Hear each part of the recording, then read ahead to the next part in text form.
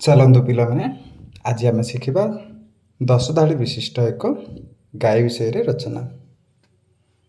गाय गोटे गृहपालित पशु। हिंदू धर्म रे गाय को आम पूजा करिथाउ। गाय घास पाल एवं अगाड़ी खाई थाए। गाय आमको क्षीर दे थाए। गायर रंग कला धला और धूसर रंगर होता है। गायर मल एवं मूत्र को आम जमी क्षत आकार व्यवहार करूँ। गाय क्षीर दही छेना मिठा इत्यादि तैयारी करा जाए।